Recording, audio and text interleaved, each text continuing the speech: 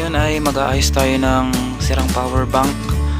Ang mga materialis natin ay kukunin din natin galing sa mga sirang power bank din.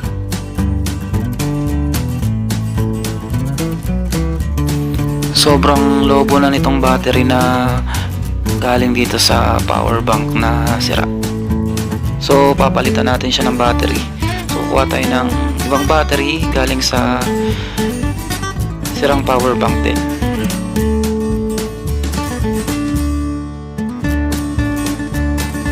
I-test muna natin itong ipapalit natin na battery kung okay pa.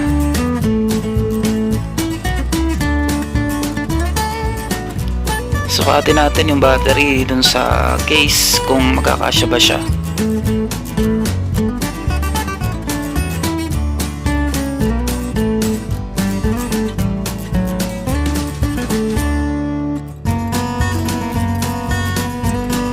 Ngayon ay kabitan na natin ng wire yung ating battery na ikakabit.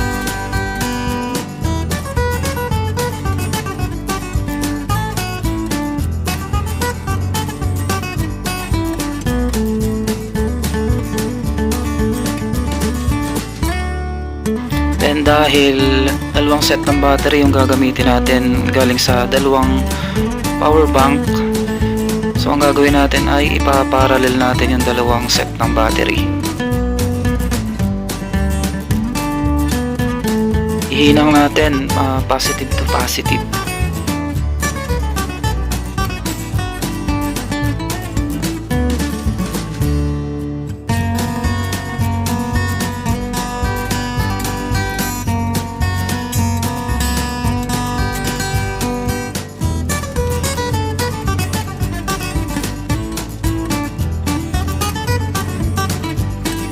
Lagyan na rin natin ng wire para sa negative.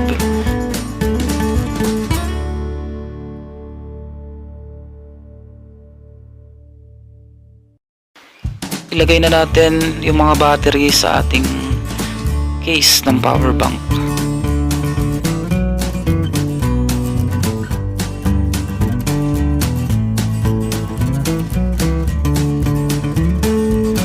Ihinang na natin sa board yung ating kinabit na wire na negative kasama yung kabilang side ng negative ng battery.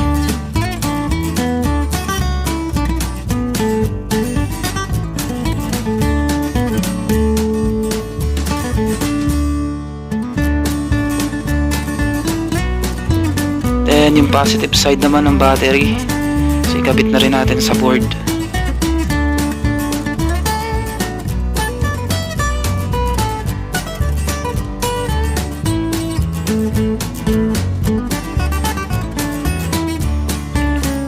Ayusin lang natin yung mga wire sa loob para hindi ito makasagabal kapag nilagay na natin yung copper. At syempre, itest muna natin gamit ang tester kung okay na ba siya.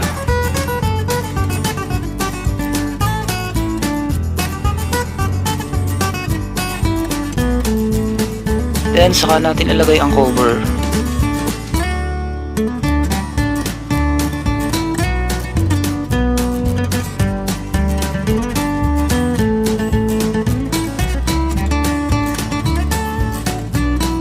So let us see.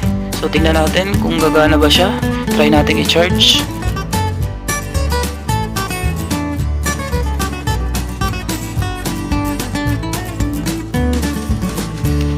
Ayan, at nag-charge na po siya.